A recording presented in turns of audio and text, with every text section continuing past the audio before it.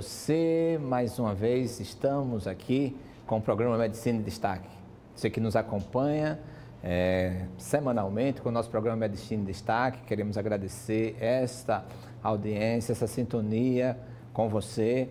Trazemos aqui profissionais da área de saúde, da área da arte médica, da arte e da ciência, para trazer informações acerca dessa profissão, da sua atividade, da sua especialidade, do seu caminhar dentro da medicina. E você, telespectador, telespectadora, só tem a ganhar com isso. A gente afirma assim de uma forma tão segura, porque é grande o retorno que eu tenho recebido sobre o nosso programa. Trazemos profissionais que se destacam dentro da sua especialidade. No dia de hoje, nós vamos trazer uma especialista em medicina reprodutiva, inseminação artificial e esses caminhos que rodeiam essa prática. Nós informamos a você e perguntamos o que é uma infertilidade de um casal, quando é que é considerado. Então, para responder a tudo isso e outras perguntas, nós trazemos aqui a doutora Juliana Cotrim. Fico emocionado também, porque voltar a rever essa aluna tão dedicada nas cadeiras lá da nossa disciplina, Medicina Legal e Deontologia Médica, é motivo para nós de alegria. Doutora Juliana Cotrim, muito obrigado por estar aqui no nosso programa Medicina em Destaque. Bom dia, professor. Eu que agradeço o convite. Fico muito honrada em ser entrevistada pelo senhor. Graduação na UFAL, não é isso? Fui na UFAL. E que caminhos percorreu ao longo desses anos? Então, quando eu terminei na UFAL, eu já fui para Recife. Eu fiz residência de ginecologia e obstetrícia no IMIP, né, que é um centro de referência em ginecologia e obstetrícia. Daí, quando eu terminei a residência, depois de 3 anos, eu fiz endoscopia ginecológica, que é a parte de cirurgia, na parte ginecológica, videolaparoscopia, esteroscopia. E aí eu comecei a encontrar muitos pacientes com infertilidade. E aí foi quando eu me encontrei com reprodução. E aí fiz uma outra residência, né? Então foram 3 residências que eu fiz de reprodução humana assistida. O que é essa reprodução humana assistida? Que nossos telespectadores tomarem conhecimento dessa atividade, você poderia dizer assim, dessa arte, né? Em ciência, Isso. Que é a reprodução assistida. Isso. Então, a reprodução assistida, ela visa atuar em técnicas, né, que auxiliam a procriação. Então, são técnicas que tem disponíveis hoje em dia, que a gente auxilia alguns casais que têm infertilidade poderem engravidar. Quais são essas principais técnicas? Então, nós temos basicamente 3 técnicas, né? A gente tem uma baixa complexidade e uma alta complexidade. A baixa complexidade, então, é mais simples, né? Então, a gente utiliza em casais mais jovens. A gente, nesse tipo de técnica, a fecundação do óvulo com o espermatozoide acontece dentro da mulher. Certo? Então, a baixa complexidade, a gente pode fazer o coito programado, então a gente faz ultrassonografia e naquele período fértil da mulher, a gente orienta ela a ter relação em casa, né? A gente faz muito em pacientes com ovários policísticos que não ovulam bem, então a gente induz essa ovulação, faz o acompanhamento ultrassonográfico e orienta ela a engravidar em casa. Essa é a técnica mais simples, né? Tem uma taxa de sucesso mais baixa, mas 20%, 15%, mas assim, é muito benéfico nessas pacientes que não ovulam, né? Nessas pacientes de ovário policístico. A outra técnica de baixa complexidade é a inseminação intrauterina, né? Muita gente tem essa dificuldade de diferenciar a inseminação intrauterina de fertilização in vitro. Então, a inseminação intrauterina, a fecundação também acontece dentro da mulher, né? A gente faz uma indução também da ovulação, ela faz hormônios, é uma dosagem um pouquinho mais alta, hormônios injetáveis, subcutâneo. E aí, quando a gente avalia que ela está ovulando naquele período fértil, o homem, ele vai ao laboratório, um laboratório de reprodução, faz um preparo desse sêmen e, através de um catéter, vai injetar esse espermatozoide lá dentro, esse sêmen. Então, é feito todo um preparo. Então, a gente vai, digamos, aproximar esses espermatozoides, né, do óvulo. Essa fecundação ocorre lá na trompa ou já no útero? Lá na trompa. Na trompa. Né? Então, no terço distal da trompa é onde acontece essa fecundação. Quer dizer, se acontecer, né, vai acontecer o desenvolvimento embrionário e ele passa da trompa até chegar no útero e se implantar. Então, veja que essa baixa complexidade, a fecundação do óvulo com espermatozoide acontece na mulher. Certo? A fertilização in vitro, que é uma técnica de alta complexidade, então tem maior taxa de sucesso, né? Então, essa técnica, basicamente, o que a gente faz? A gente faz estimulação hormonal, né? Uma dosagem mais alta, então a gente quer aumentar, potencializar, digamos, a ovulação dessa mulher. Então, ela produz a máxima quantidade possível de óvulos. Naquele período que ela estivesse, digamos, ovulando, ela é submetida a um procedimento de sedação, ela é sedada, a gente aspira esses óvulos, né? Então, através de um transdutor endovaginal, tem uma agulha na ponta, eu vou aspirar esses folículos, que é a casinha dos óvulos, aspiro esses óvulos, simultaneamente o homem está coletando o sêmen em laboratório, que também passa por um preparo. E aí a gente vai levar esse material genético, esse óvulo e espermatozoide, para o laboratório. Então a fecundação é in vitro, né? Então é no laboratório. Então o que aconteceria nas trompas acontece justamente no laboratório. Essa fecundação, quando acontece, né, a gente espera um desenvolvimento embrionário durante 5 a 7 dias. E aí depois disso é que a gente vai saber em que fase está esse pré-embrião para poder colocar no útero. Tanto esses 3 métodos, né, do coito programado, a inseminação artificial e a fertilização in vitro, você precisa também de uma preparação, todos os 3 precisam de uma preparação hormonal? No coito programado nem sempre. Nem sempre. No coito programado nem sempre, mas na maioria das vezes a gente utiliza. Para a inseminação artificial, a forma de coleta desse material pode ser através da masturbação ou através de... Sêmen congelado também. Sêmen congelado Pode ser também. Né? Então, aqueles homens que têm uma quantidade menor de sêmen, uma motilidade baixa, ou então, por exemplo, os casais homoafetivos, né, femininos, a gente pode utilizar banco de sêmen. Existe também a técnica de punção de espermatozoides? Tem, sim, a técnica de extração, né, de espermatozoide testicular. Então, aqueles homens, por exemplo, que a gente faz espermograma e azospérmico, né, então não tem espermatozoides. Então, alguns deles se beneficiam dessa técnica de extração de espermatozoide testicular e a gente consegue fazer a fertilização in vitro. Okay. Então, esses dois métodos assim, são menor complexidade, mas a fertilização in vitro é uma complexidade um tanto maior. Nessa complexidade está seleções de embriões, né? Pode acontecer, né? Então, hoje em dia, a gente sabe que a medicina reprodutiva avançou muito, né? Então, a gente sabe que as mulheres adiaram muito o projeto de ser mãe. Então, o perfil das mulheres que chegam ao consultório é idade muito avançada. E termina que a taxa de aneuploidia, ou seja, a taxa de ter embriões alterados geneticamente, é muito alta. Então, a gente pode, né? Então, é permitido isso, a gente fazer uma análise genética desses embriões antes de colocar no útero. Então, visando de encurtar esse tempo até a gestação. Então, se eu formo embriões, eu não sei essa qualidade desses embriões, eu vou transferindo e acontece toda a frustração, a questão de aborto. Então, a forma de selecionar esses embriões euploides, que são esses embriões normais geneticamente, porque o que a gente quer é um bebê em casa. Existem também por aquela mulher na sua plena atividade profissional, está terminando um curso, fazendo uma residência ou fazendo uma pós-graduação, que não quer engravidar.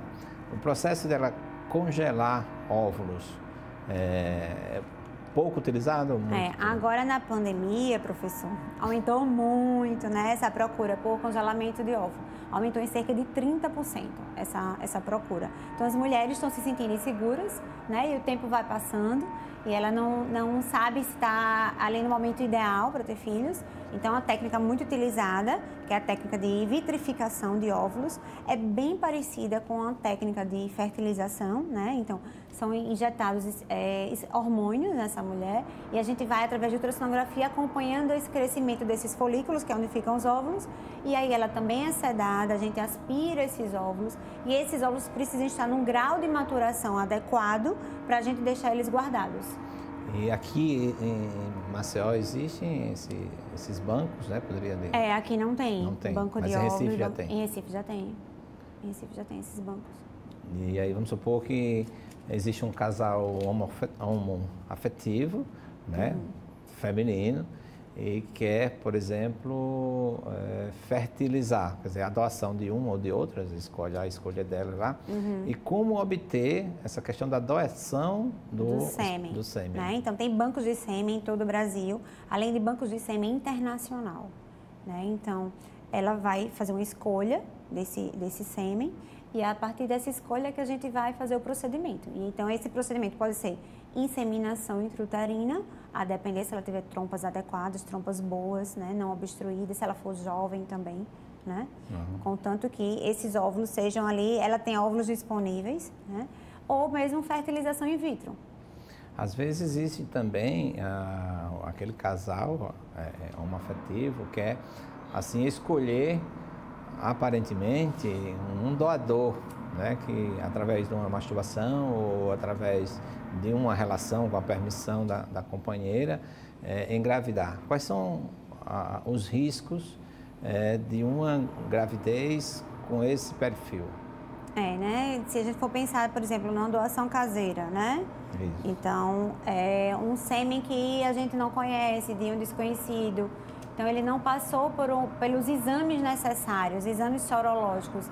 E é um risco muito grande para essa mulher, né? Então, a gente orienta que procure um profissional qualificado, uma clínica, né? Que você acredite, que você confie, né? Para a gente ter a maior segurança possível no procedimento. Na verdade, a medicina reprodutiva, ela nasceu com o propósito de ofertar àquela mulher que é infértil, inicialmente acha que só é a mulher que é infértil, né? Há um estigma, né, que você precisa analisar. Quais são os exames para afirmar com certeza de que aquela mulher é infértil ou de que aquele casal é infértil? Então, a infertilidade, ela acomete cerca de 15% dos casais que estão tentando engravidar em todo o mundo, né? Então, segundo a Organização Mundial de Saúde... É alta. Então, se a gente for ver, a Organização Mundial de Saúde diz que cerca de 1 em cada 5 casais vai ter problema para engravidar, né? E essa infertilidade, quando é que a gente diz que um casal é infértil? Quando essa mulher, assim, uma regra geral, quando essa mulher tem 1 ano tentando engravidar, tem atividade sexual frequente, 2 a 3 vezes por semana e não usa nenhum método contraceptivo, né? Então, o diagnóstico de fertilidade é esse, certo? Então, 1 ano tentando engravidar, com atividade sexual frequente e sem uso de métodos contraceptivos. Sendo que a gente sabe que a idade da mulher vai avançando e vai diminuindo esse potencial reprodutivo dela, né? Então, existe uma queda da fertilidade. Então, a gente orienta que as mulheres que tenham mais de 35 anos aguardem apenas 6 meses. Se essas mulheres, depois de 35 anos, têm 6 meses tentando engravidar, já tem que procurar uma ajuda. A gente já considera, digamos, infértil. E aí, depois dos 40 anos, a gente diz esperar apenas 3 meses. Então, a idade, você vê como ela prejudica a fertilidade da mulher. Que exames, assim, na primeira consulta é solicitado para essa mulher? Porque pode ser um problema anatômico, um problema funcional. Né? Então, primeiro a anamnese, né, para a gente saber essa questão da idade. O tempo de infertilidade é importantíssimo. E aí a gente precisa avaliar primeiro o espermograma, né? Então, a gente ainda tem uma dificuldade. Então, alguns homens ainda têm esse preconceito de fazer os exames, porque cerca de metade dos casos de infertilidade é do homem. Né? Então, e é um exame simples, né? E é o estigma que a mulher realmente é a responsável, tem fé. Exatamente. Então, eu tenho muitos casais que, infelizmente, o homem ainda tem essa dificuldade, né? Mas é um exame simples, né? Que a gente sabe que os óvulos a gente não consegue tirar, né? Exato. Só através da punção. Então, é um exame simples, o espermograma. Chega no consultório e já pede o espermograma. Na mulher, a gente precisa avaliar a reserva ovariana dela. Então, essa reserva ovariana é a gente avaliar justamente o potencial reprodutivo. Então, a quantidade de óvulos que ela tem ali disponível. Porque a gente sabe que existe um declínio, né? Eu sempre digo assim, a mulher ela tem uma reserva ali de óvulos, ela tem um patrimônio folicular, desde que ela nasce, ela vai perdendo ao longo da vida, em quantidade e em qualidade. Já o homem, não. O homem, ele tem ali uma fábrica, então a cada 72 dias está acontecendo ali, nos túbulos seminíferos, a espermatogênese, né?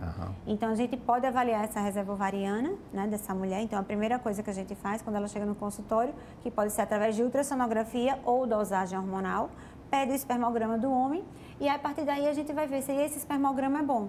Se esse espermograma for bom, a gente já pode fazer uma avaliação das trompas dessa mulher. Isso. Então, as trompas, que é a histerosalpingografia, a gente vai avaliar se essa trompa ela é pérvia, se ela é aberta. Né? E a partir daí a gente faz toda a conduta, toda a individualização daquele caso clínico. Essa a não permeabilidade, né? Certo, a obstrução. A obstrução da trompa pode ser por patologias prévias, né? Tipo... doença inflamatória pélvica aguda, né? Que vai acometer ali, então, uma infecção que a gente pode ter através da relação sexual e ela vai subindo, né? Através da vagina, o colo de útero e pode acometer as trompas. Ou mesmo até uma endometriose, né? Que é bem comum nas pacientes inférteis. Então, 50% das mulheres inférteis têm endometriose. E aí tem que fazer um tratamento prévio?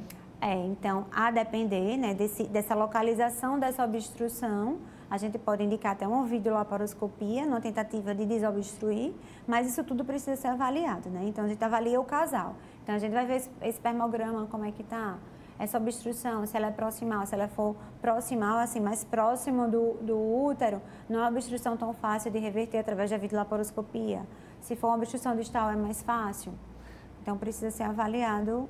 A miomatose uterina também é um fator. Miomatose, miomas submucosos, principalmente, porque ele fica ali numa região, né, pode ficar na região do fundo do útero, que vai dificultar essa implantação do embrião, né?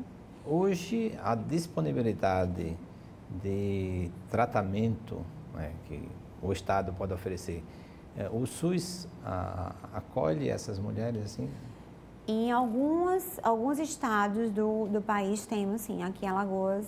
Não tem, assim? Não temos. Eu acho que no Nordeste só tem no Rio Grande do Norte, Natal, e creio que em Salvador. Em Recife, onde eu fiz a residência, infelizmente fechou.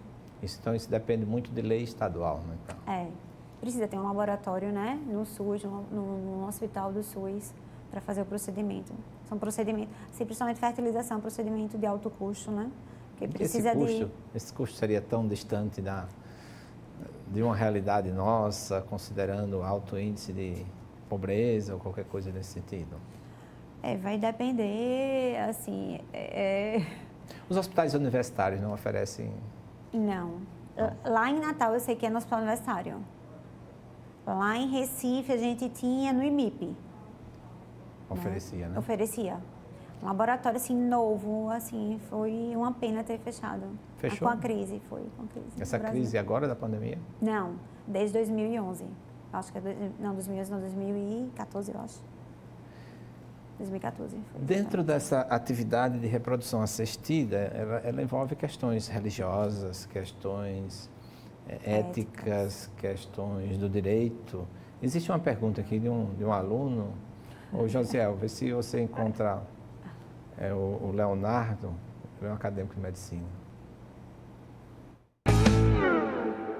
Bom dia, meu nome é Leonardo Albuquerque da Costa, eu sou estudante do 9º período de medicina e gostaria de fazer uma pergunta para a doutora Juliana Cotrim.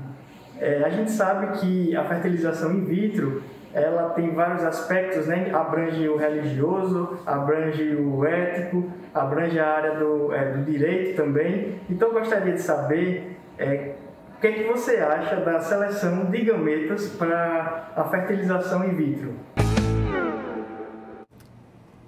Veja, na verdade seria seleção de embriões, né? De embriões, isso.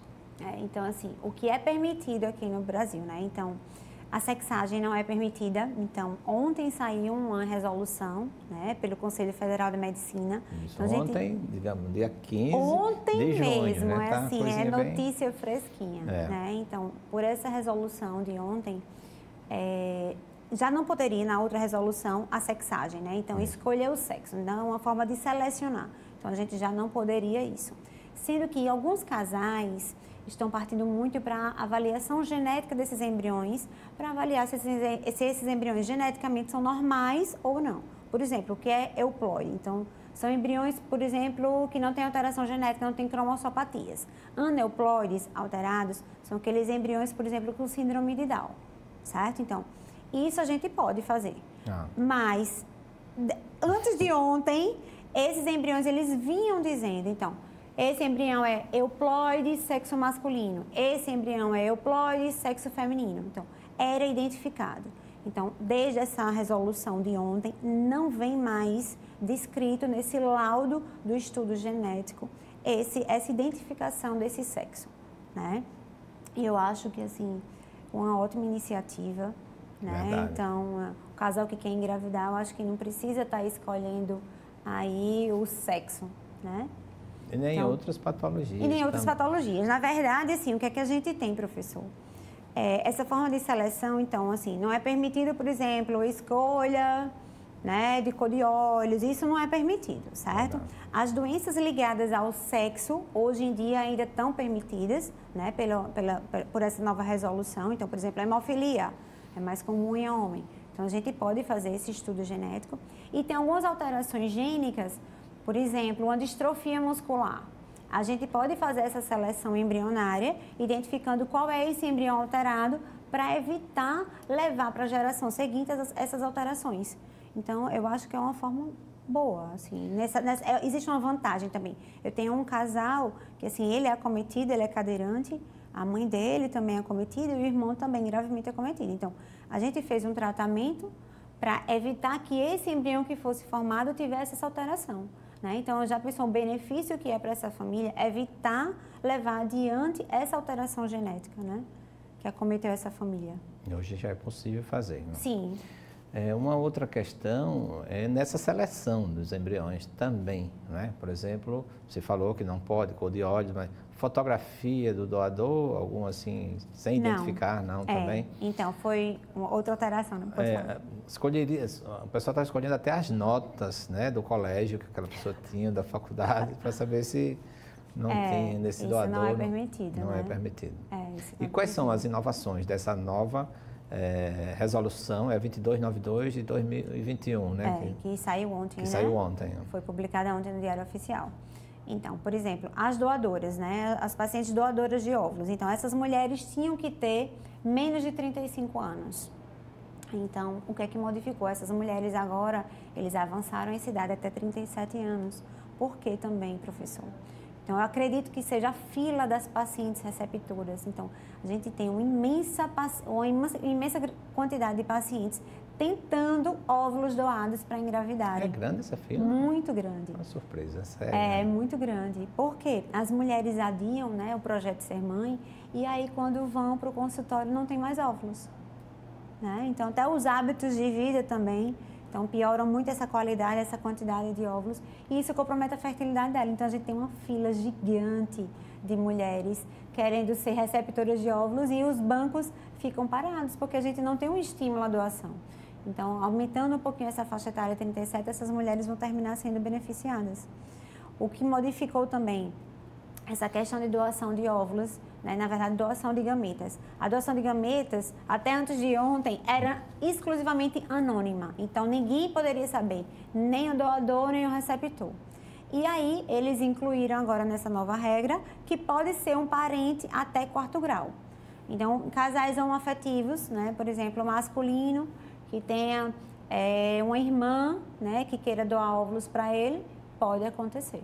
Né? Isso evita, por exemplo, a comercialização, né? Mesmo escondida e proibida por lei, Exatamente. mas pode existir camufladamente. Né? Eu só fico preocupada no futuro, porque vai ser identificado de onde veio. Sei. Né? Então, é uma coisa que aí me preocupa. Aí as questões jurídicas, as questões de jurídicas herança. E até as questões psicológicas, né? Aquela criança vai saber, é filho de quem? Do meu pai com a minha tia. Eu acho, assim, eu fico um pouco preocupada com isso. Precisa de um apoio psicológico também para esse casal, né? É uma decisão muito, muito difícil. Eu acredito que cada serviço deve criar também um protocolo, né? No sentido de minimizar essas coincidências.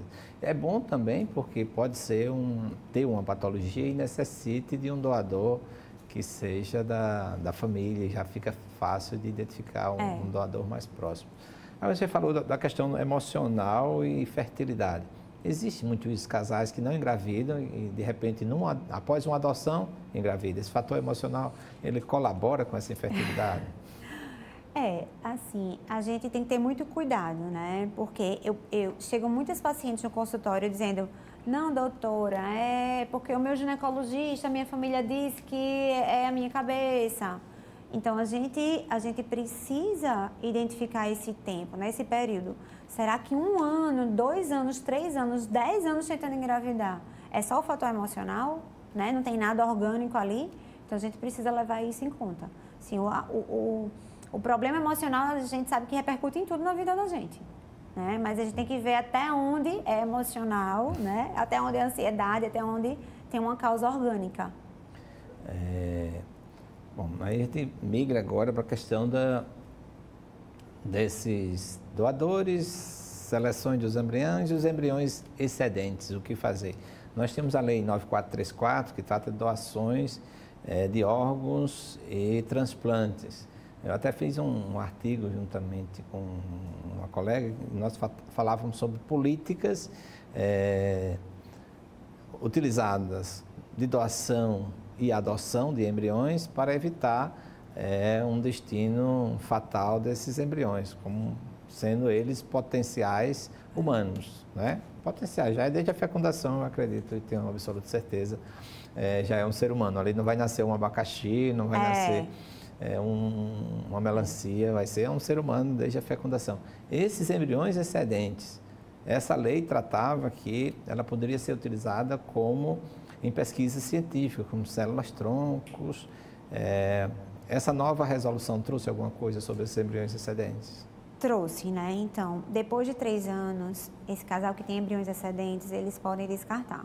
Sendo que agora vai ter que ter uma ação judicial, né? Para permitir que esse casal ele descarte, certo? Não, antes não tinha isso. Então, até antes de ontem, isso não era necessário. Agora é permitido no Brasil a embriodoação, né? A doação de óvulos, doação de sêmen.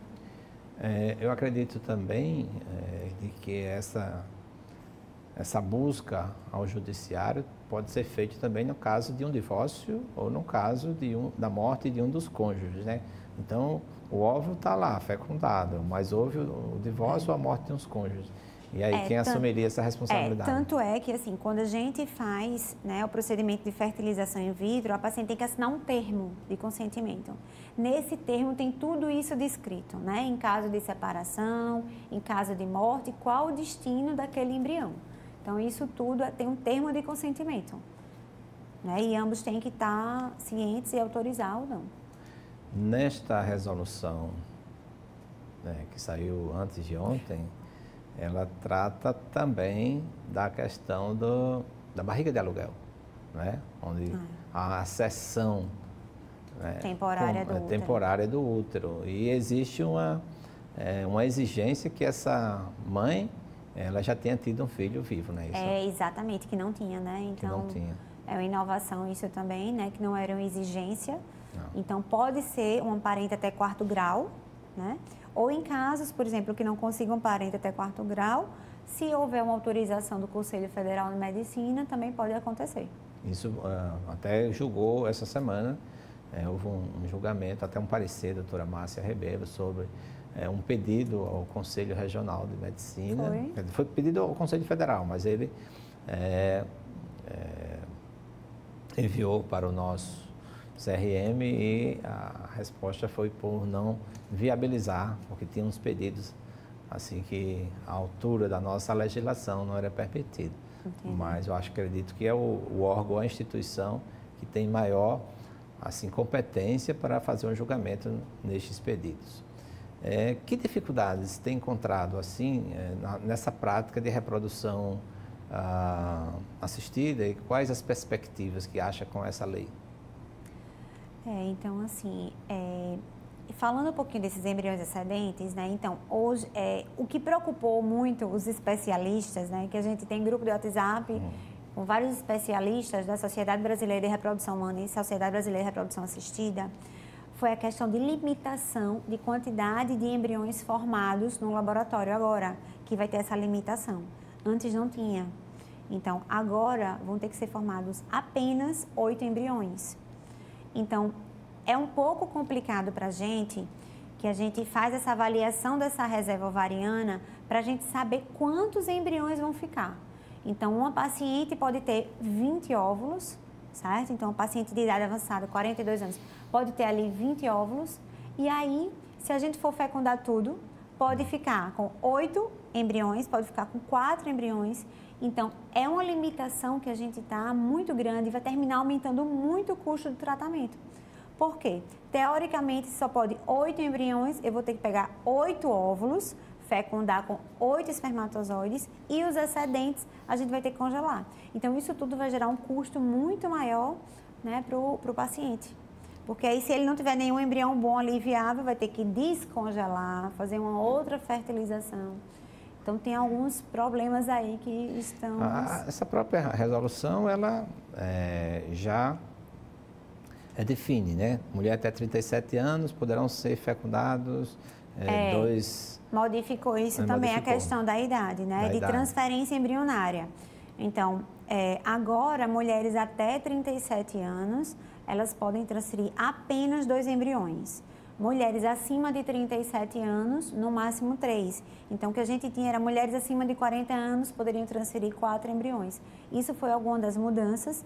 E uma outra mudança também é que essas pacientes que têm esses embriões geneticamente, né, então normais, que são os embriões justamente euploides, que têm a melhor capacidade de implantar, maior chance de dar certo, digamos assim, essas mulheres só podem transferir no máximo 2 embriões. Como é que está a medicina reprodutiva aqui em Alagoas? Quantos profissionais hoje tratam com essa Temos alguns profissionais, temática? O problema é laboratório, né? Que aqui ainda não tem. Tudo que é feito fora, em Recife. Né? É. Existe uma perspectiva de que algum laboratório desse, de análise clínica, né? Geralmente são laboratório de análise? Laboratório de fertilização in vitro mesmo. Laboratório de reprodução assistida. É um laboratório totalmente diferenciado. Talvez não compense pela procura aqui, né? De montar um laboratório. A procura é muito grande. A procura aqui é muito grande. Falta agora o investimento. Então, investidores. O telespectador que tem interesse que pode investir. Mas a demanda é grande, sim. Veja, 15%. Então, aqui também 15%. Então, e você pensando que as mulheres estão retardando muito, né? Então, as pacientes já chegam com idade avançada, a qualidade dos óvulos não é boa, não é porque ela vai fazer uma fertilização in vitro que ela vai engravidar. Então, a endometriose também, essas mulheres menstruam mais, postergam mais, então, a qualidade de vida também, então, a vida estressante, os hábitos de vida. Então, isso tudo vai interferir tanto na qualidade dos óvulos quanto nos espermatozoides também. Tem sido, assim, frequente a procura de que uma mulher diz, agora ela trabalhou autônomo, não tem companheiro, agora eu quero ter o meu filho. Produção independente, Produção independente. É sim, muitíssimo comum. Muito comum. Uma pena essas mulheres chegarem com 40, 42. Poderiam chegar mais cedo, né? Então, a gente está no mês mundial de conscientização da infertilidade. Então, é isso que a gente precisa alertar as mulheres, né? Engravidar mais cedo. Ou então, se não tem uma perspectiva de quando querem engravidar, congelem seus óvulos. O ideal, para você ter ideia, é congelar até 35 anos. Então, depois de 35 anos, o declínio é muito grande na qualidade desses óvulos, na quantidade. Imaginemos agora que ela já está infértil, ela quer ter com 40 anos, já teve, assim, logrou êxito na sua atividade profissional, se realizou, e ela quer ter um filho e ela congelou, e que é a barriga de aluguel, por exemplo, quem custeia essa... Tem que fazer o exame de toda mulher que cedeu, né, seu útero, né? É ela mesma que vai custear, é ela mesma. Né? Então, a útero, digamos, de substituição, essa barriga solidária, não pode ter custos, né? Tem nomes bonitos, né? Barriga solidária, barriga solidária, substituição, barriga de aluguel, gestação temporária. Temporária, tem saído do aluguel, assim, porque... Na verdade, aluguel, teoricamente, não pode, porque ela não pode ali, né, receber por aquilo. Receber, mas os custos de despesa, exames, etc., frequência, consultas ao médico, deverá ser diferente de alguns países, né? Em alguns países, as mulheres recebem, né, para poder ceder temporariamente o útero. Que países? Assim? Estados Unidos, pode acontecer. Então, já existe essa... A legislação já permite. Já tem alguns países de Europa também. Que dificuldades tem encontrado, assim, no seu consultório impede, assim, 100% de não resolutividade, do fato? Professor, a reserva ovariana das mulheres.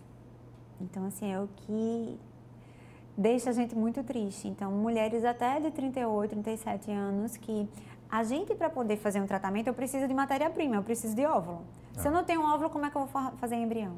Então, infelizmente, a gente tem muitas pacientes que estão chegando ao consultório com reserva ovariana muito baixa. E mesmo que eu faça estimulação hormonal, aquela estimulação não dá para estimular além daquela capacidade que aquele óvulo tem de responder. Então, não adianta fazer uma dosagem super alta, que ela não vai responder. Então, essa avaliação que a gente faz da reserva ovariana é para a gente avaliar o potencial dela de resposta. infelizmente, então assim, vou dizer a você, todo mês eu cancelo ciclos de fertilização porque eu faço hormônios e as mulheres não respondem. Então, isso é uma grande dificuldade.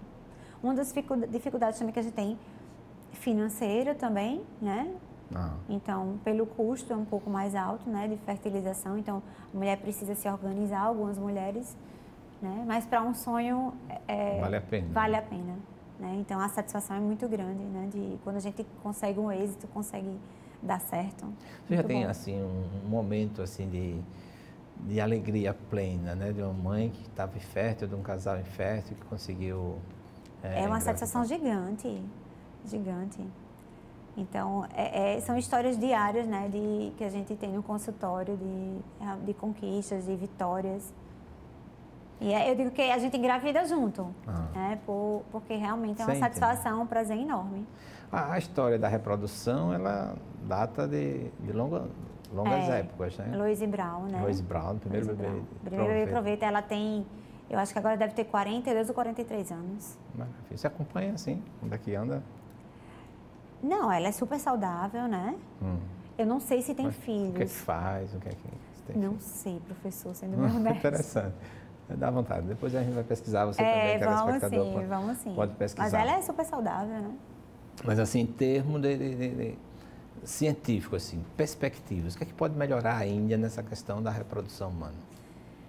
A questão de rejuvenescimento ovariano, né? Então, ele se faz via hormonal ou... São técnicas experimentais, né? Então, não tem nada ainda, mas em estudo, né? A parte de tentar rejuvenescer esse ovário para aumentar ali aquela quantidade de óvulos, ter óvulos viáveis para poder fazer a mulher engravidar com seus próprios óvulos, né?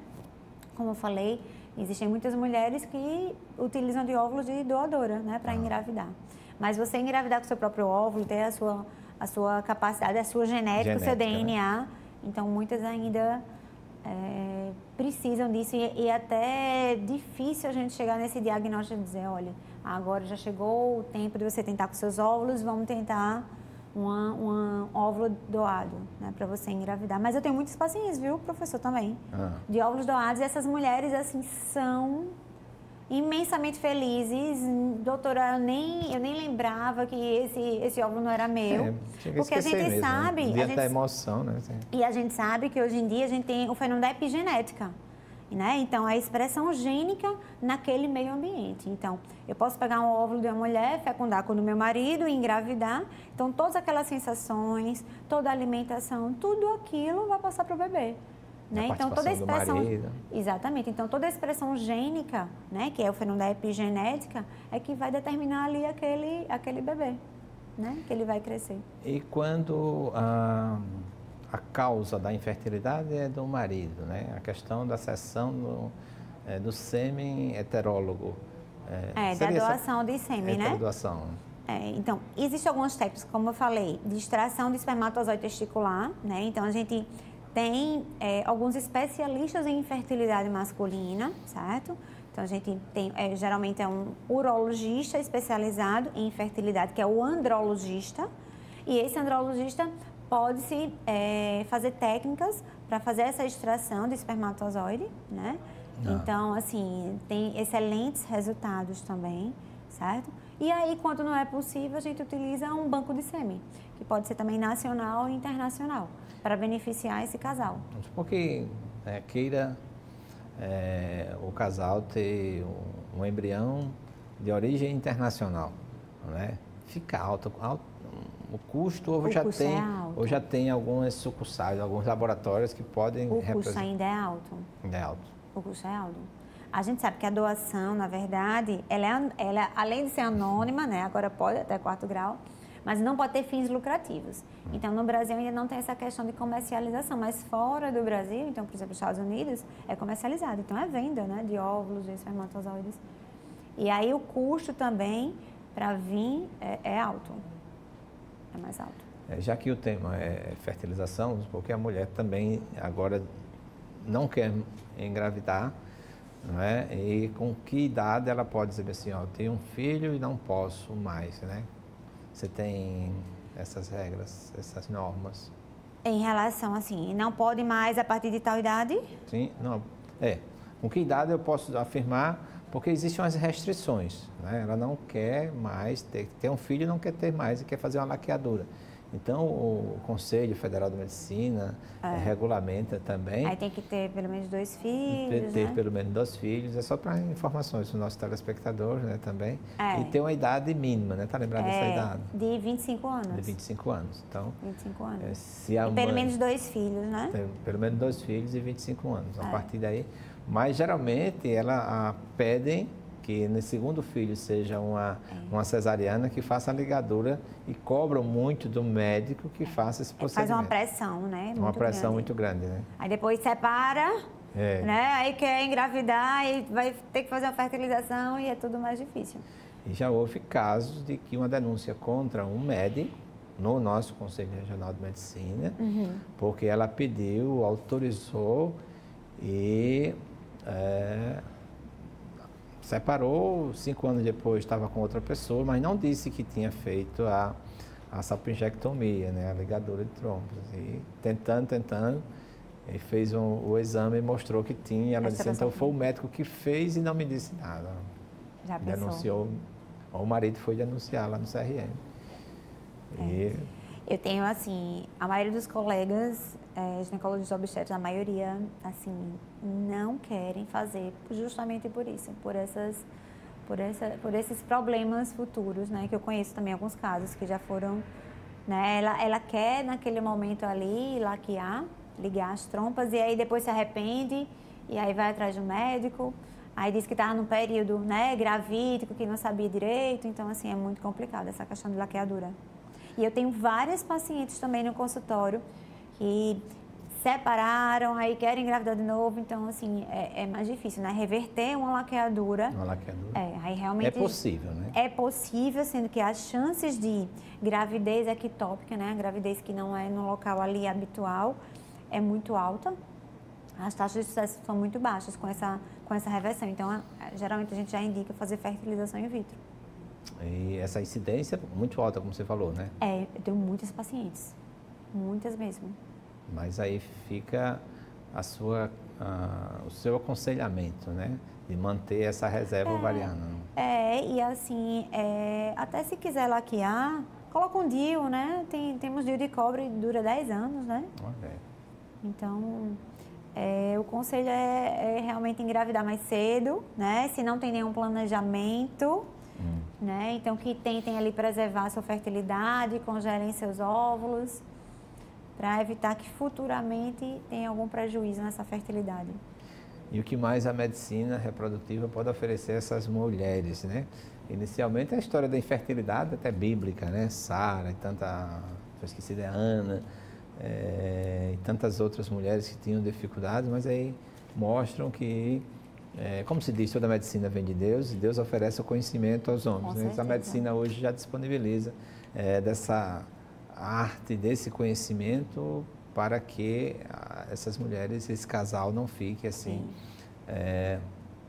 nessa expectativa de engravidar. E a questão de adoção, quando é recomendado, olha... a adoção? A adoção. Professor, eu vou lhe dizer, hoje com a técnica de doação de óvulos, então, não é que assim, eu não aconselhe, mas você já está, então mesmo que o óvulo não seja seu, né? Então, isso é muito importante para a mulher. Então, essas minhas pacientes que eu digo que elas tiveram ali óvulos doados, para ela, o principal não era nem o óvulo ser dela, nem o material genético dela, é ela engravidar. Então, assim, hoje em dia é praticamente assim, possível quase a todas as mulheres engravidarem. Né? A gente sabe, claro, por exemplo, mulher esterectomizada, aí tem que cessão temporária de útero, né? Mas a adoção é quando realmente a mulher entra em exaustão, não quer mais tentar, até questão financeira também, né? Porque tem questão financeira envolvida, ela parte para a adoção. Então, assim, é conversar com esse casal, né? Ter bom senso, né? E ver qual o limite desse casal em relação à questão financeira. A gente trata desse tema porque é grande o número de procura de adoções nessas creches. Infelizmente ainda é muito burocrático, né? Existem também procura de pessoas, de casais de outros estrangeiros que querem fazer adoção, mas também existe essa dificuldade, né? infelizmente, e tanta criança, né, para ser adotada, né? Maravilha. Então, nós estivemos aqui com a doutora Juliana Cotrim, que labuta nessa área, que para mim foi uma alegria muito grande em tê-la aqui, até desses conhecimentos, essas lições que nós recebemos, e deixam esses minutos finais para umas considerações que possam ser feitas a respeito dessa alegria, né, que tem uma mulher que deseja gestar, que deseja ter seu filho, daquele casal também que partilha dessa alegria. Uma alegria imensa, satisfação enorme estar aqui com o senhor, né, compartilhando, né, sobre um pouquinho que eu sei, né, de reprodução. E um alerta que eu faço às mulheres é tentarem engravidar mais cedo, né? E aí, se não tiver previsão, realmente procure um especialista, tentem preservar sua fertilidade, fazer o congelamento social de óvulos, isso é importantíssimo. Então, como eu frisei muito na entrevista, a idade é o grande fator prognóstico para a mulher ter um filho. E é isso. É isso. Muitíssimo obrigada. Agradecemos a você pela a oportunidade de oferecer a mim e aos nossos telespectadores esses conhecimentos. Fique certo de que o nosso programa está sempre aberto para outras vezes que queiram vir aqui. Muito obrigada, professor. Eu que agradeço. E a você, telespectador, muito obrigado também por estar conosco, telespectador também, no nosso programa. E fiquem certos que na próxima semana nós estaremos aqui de volta com o nosso programa Medicina em Destaque. Muito obrigado e um bom final de semana para você.